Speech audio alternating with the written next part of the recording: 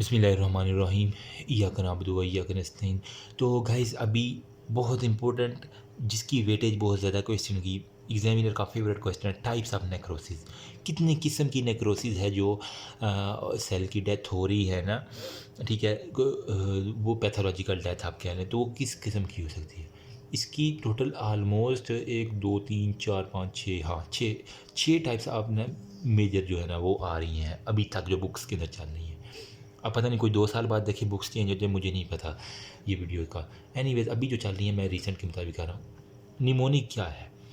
Fun field, जो मैंने देखा है ना, life fun field life can get complicated, can get complicated.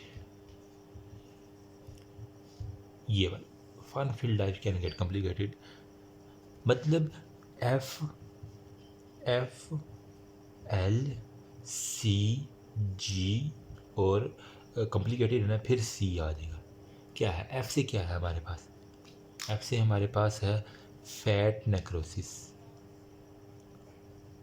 जो मैं अपने तरीका याद किया ना, मैं वही आपके साथ शेयर कर। अगर किसी के पास इससे अच्छा कोई है निमोनिक, कमेंट सेक्शन नीचे है इस वीडियो के, आप उसके अंदर जाकर मुझे बता दीजिएगा, इंशाल्लाह आई विल अप्रिशिएट यू। फिर एफ से फिब्रेनाइड नेक्रोसिस। फिर एल से ल्यूकोफिकेटिव नेक्रोसिस। यार क्यों इतना इसका अगर मैं काटा ज़्यादा बड़ा हो गया। ल्यूकोफिकेटिव नेक्रोसिस। सी से हमारे पास आएगा कोआगुलेटिव कोएगुलेटिव नेक्रोसिस। जी से हमारे पास आएगा गैंग्रीनियस। ये होता है ना पाँव के ऊपर शुगर के मरीजों में गैंग्रीन बन जाता है, वहाँ से है गैंग्रीनियस नेक्रोसिस, जो काला काला सा पाँव हो जाता है। सी से फिर हमारे पास आ जाता है केशियस नेक्रोसिस, जो कि मेरा फेवरेट है। मतलब ये पढ़ाने में बड़ा मज़ा आता है मुझे। केशियस चीज़ी चीज़ी सा नेक्रोसिस होता है। ठीक है, ये 6 टाइप्स हैं। तो अभी मैं ना आपको सबसे पहले जो इम्पोर्टेंट है इसके अंदर से वो कोआगुलेटिव नेक्रोसिस को डिस्कस करूँगा, फिर हम सीरीज़ वाइज जो है ना सारे के सारे डिस्कस कर लेते हैं इसी वीडियो के अंदर। तो अगर मैं यहाँ से ये सारा बिठा दूँगा तो यहाँ इसका स्क्रीनशॉट ले लें, और ये निमोनिक आपने नहीं भूलना, बहुत काम आएगा। वैसे अगर आप जिसको याद होते हैं कर ले, लेकिन ये भूल जाते हैं, मुझे पता है। बंदे को फिर याद है, यार एक रह गया था, कौन सा था, आसान सा होता, जेन में भी होता है लेकिन नहीं याद आता फिर। ओके जी, अभी जो है ना वो कोआगुलेटिव नेक्रोसिस है। इसके बारे में मज़ीद डिस्कस करने से पहले मैं आपको एक MCQs बता दूँ, जो कि लगना ही लगना है। ये ऑल ऑर्गन्स के अंदर होता है, जिस्म के हर ऑर्गन के अंदर होगा, एक्सेप्ट, सिर्फ एक एक्सेप्शन आपने याद रखनी, CNS, दिमाग के अंदर नहीं होता। वजह क्या है, नेक्स्ट हम डिस्कस करते हैं इसी को। काज क्या करता है, reduced blood supply to the coagulative है ना, मतलब कोआगुलेशन, जम गया खून, नाम में ही काम है। तो आप कह दें कि reduced blood supply to specific area, किसी खास एरिया, मतलब मेरे बाजू के ऊपर अगर ब्लड सप्लाई नहीं ठीक जा रही, तो यहाँ जो नेक्रोसिस होगा ब्लड सप्लाई ना ठीक जाने की वजह से, वो होगा हमारे पास कोएगुलेटिव नेक्रोसिस। तो स्पेसिफिक एरिया की तरफ ब्लड सप्लाई की कमी की वजह से अब ब्लड सप्लाई ना जाएगा, तो उसका आपको नाम अब जहन में आना चाहिए, एस्कीमिया हो जाता है। ठीक है, टैली कर रहे हैं मेरी बात। अब क्या है मैकेनिज़्म, थोड़ा सा हम देख लें।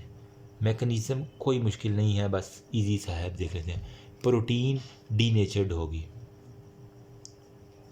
जब ब्लड नहीं जाएगा तो प्रोटीन ने जो है ना वो डीनेचर्ड होना है। हमने पीछे लास्ट वीडियो में देखा कि 2 तरह की प्रोटीन डीनेचर्ड हो रही है। एक हमारे पास स्ट्रक्चरल प्रोटीन थी, एक हमारे पास फंक्शनल प्रोटीन थी। ठीक है, अब अगर मैं फंक्शनल प्रोटीन जो है ना वो डीनेचर्ड होगी है, लेकिन ये तो मैं आम बात कर रहा था ना, ठीक है, प्रोटीन डी नेचर की, स्ट्रक्चरल और फंक्शनल प्रोटीन की। जो कोआगुलेटिव नेक्रोसिस है, यहाँ पे कोआगुलेशन हुई है, तो यहाँ पे जो नेक्रोसिस होगी ना वो सिर्फ और सिर्फ स्ट्रक्चरल नेक्रोसिस होगी। ठीक है, ये वाला तबाह होगा। ठीक है, जबकि ये फंक्शनल जो है ना वो प्रोटीन, इसकी कोई नेक्रोसिस नहीं होगी। मैं कह रहा हूँ, यहाँ पे लफ्ज़ लिख रहा हूँ, बुक के अंदर आपको दिखाता हूँ मैं, कि नो ऑटोलाइसिस। अब जब फंक्शनल प्रोटीन की ऑटोलाइसिस नहीं होगी तो क्या होगा, जो अंडर लिंक्ड पैटर्न आर्किटेक्चर है वो कह रहा है वो प्रिजर्व रहेगा। सो जो अंडर लिंक्ड पैटर्न क्यों कह रहा हूँ, मेरे दिमाग से निकल गया। पैटर्न आर्किटेक्चर, जो नीचे वाला खाका है सारे का सारा प्रोटीन्स का, वो प्रिजर्व्ड है। ओके, स्ट्रक्चर प्रोटीन क्योंकि बची हुई है, वो हमारे पास ऑटोलाइसिस उसकी नहीं हुई।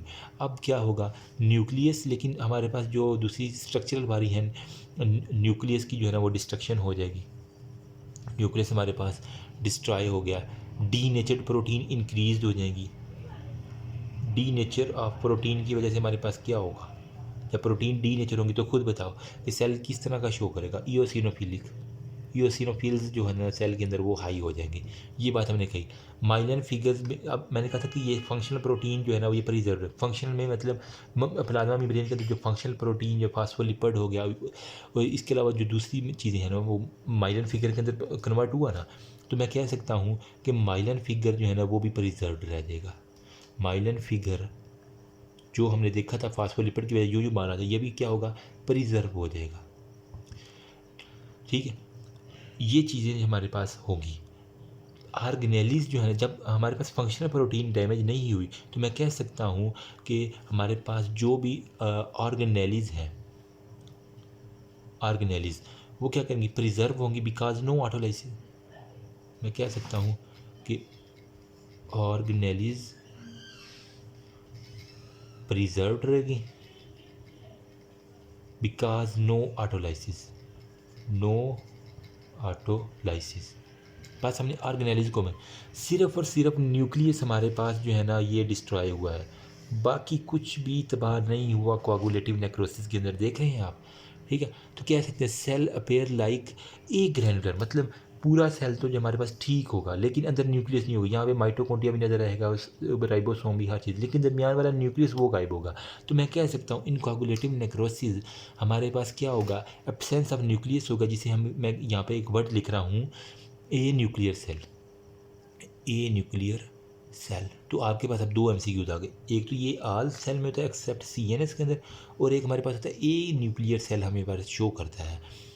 फेट क्या है अब इस एब्सेंट न्यूक्लियस की, मतलब ये जो एब्सेंस वाला मैंने न्यूक्लियस बनाया है ना, इसकी फेट क्या होगी, सिग्नल जाएगा इन्फ्लामेटरी सेल की तरफ, नेक्रोटाइजिंग और मैक्रोफेजिस फिर आएंगे, फिर वो इस सेल को खा जाएंगे।